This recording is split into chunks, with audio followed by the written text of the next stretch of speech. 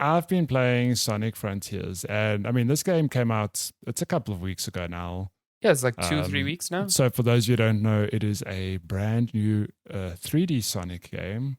Oh dear. And when they revealed it, it kind of looked a lot like, Sonic is getting the Breath of the Wild treatment. I think that's everyone's gut reaction, like, oh my God, it's an open world. We can go anywhere we want. And I'm here to tell you that it's not Breath of the Wild meets Sonic.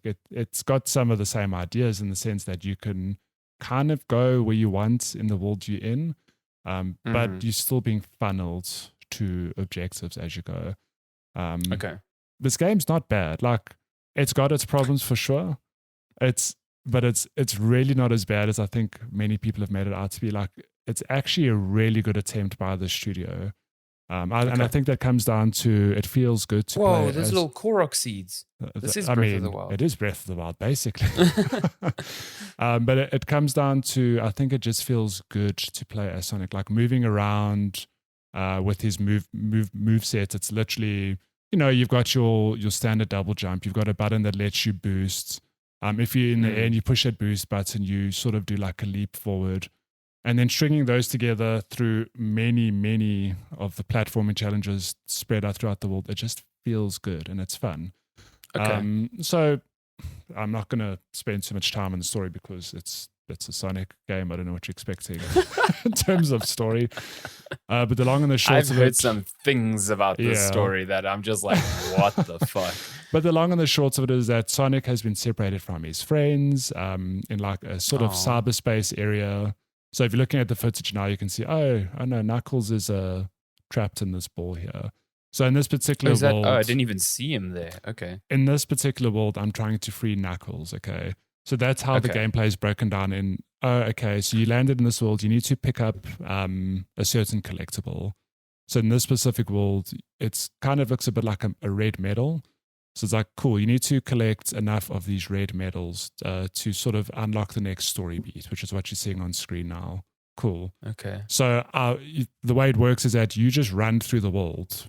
You can go anywhere in this open hub to just unlock these collectibles, and they're everywhere, just strewn about in different platforming challenges, which is pretty cool.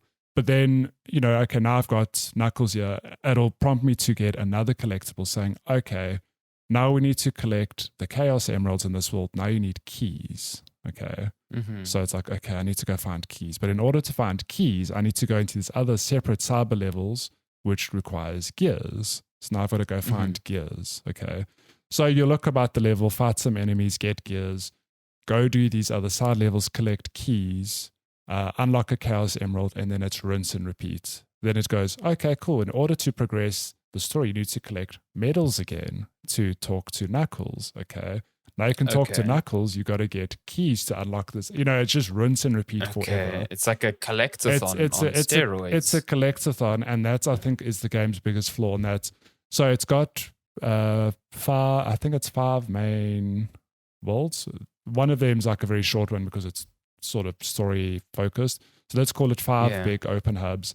And the game feels very tired on that front because you do the same thing in all of them.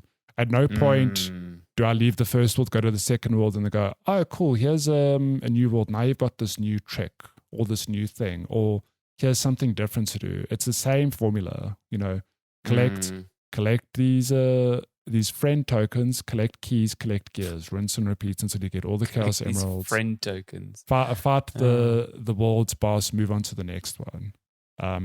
So on that front, it needs a lot of work. But so you're like plonked into these hubs. I'm assuming each area is a new hub that you explore, and like I assume they're visually diverse, but the stuff you're doing in them is the same so even visually diverse is like a stretch because like the game isn't the best looking. I mean, if you're watching the footage, I'm in a sand world, and what you're seeing on this one screen is basically how the rest of the world looks in different ratios or quantities. Like I might go to a part of it where it's more open. There's no mountains. Or I might go stand in a mountain and have less sand, but it's visually not diverse. So that's why it's such a tricky thing because this game has so many good ideas. The movement feels good, but the way it's executed, it's just not done well.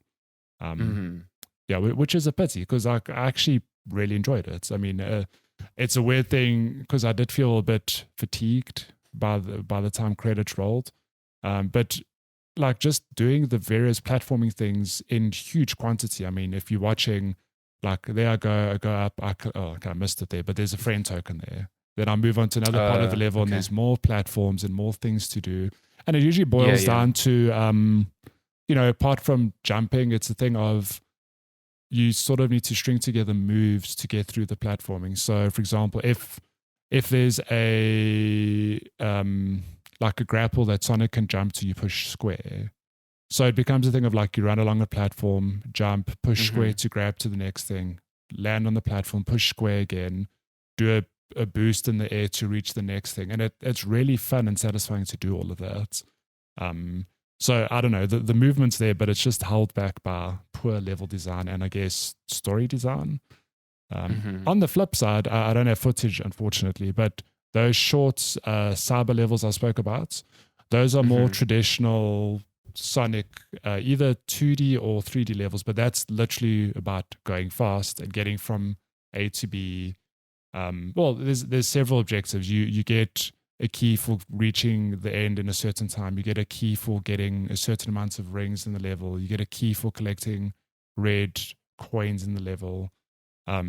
But those so that's like something you'd see in an old 3D Mario Sonic game. Well, yes.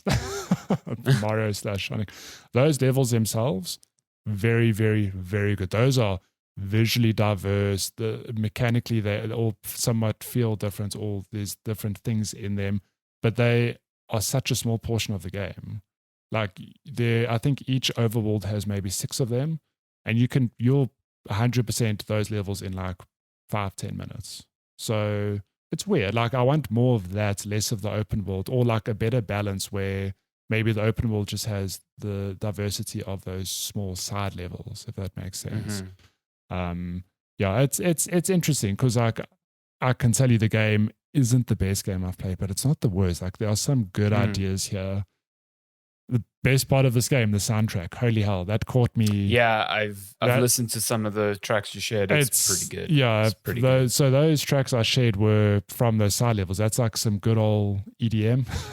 Yeah, it's real good. But it's good to work to. The overworld stuff, that I'll give it like a Breath of the Wild comparison where, okay, it's not like 3 piano notes, okay, but it's proper, like, I don't know, just really, really great soundtrack. And it's weird that a Sonic game, I can look at it and go like, damn, the sound, like, how is this not nominated for soundtrack of the year? Because it's honestly, I swear it's that good. But yeah, no, it's pretty good. Yeah, I'm curious to give this a go. A lot of what you said is kind of in line with like what I've come to expect given the discussions on this game online. But I hope it's, like you said, a good foundation for maybe a new era of Sonic. So I think I did actually see a news piece this week where either the director or someone who worked in the game said that this is a foundation for the future of the series.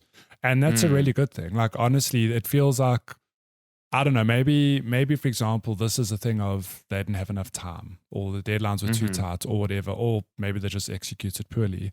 But I honestly feel that a sequel, if it keeps the sort of some of the ideas here, the movement, that sort of stuff, and just executes it better, like I really think the sequel, they like refine the world design. Yeah, if they learn lessons from this, like I honestly think that'll be a fantastic Sonic game. Like I'm that confident on it. But yeah, as it stands, this game is it's a pretty good Sonic game, but definitely not like the best game I've played this year. Yeah. No, that's fair. It's like, we haven't had many of these sort of, I would call them like B games in a while, where people can just like be like, yes, there's a lot of problems with this, but I'm still killing time here and having a good time with it. Yeah.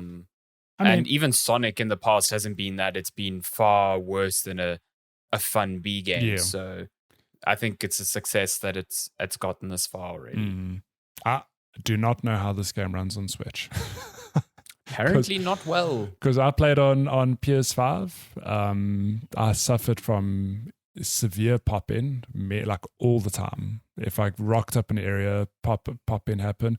And I mean, I didn't really touch on the boss fights, but the boss fights in this game are real anime levels of nonsense where it's Sonic versus a huge being or creature.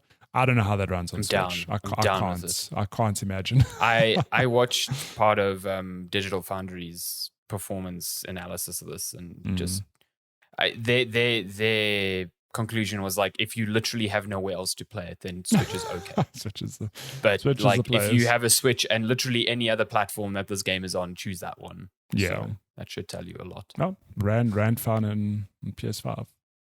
Oh, look at that! Look at that! I don't know even what that is. Robot squid. I mean, this is just a random boss mushroom. fight in this hub. Like, there are good things in this game, honestly.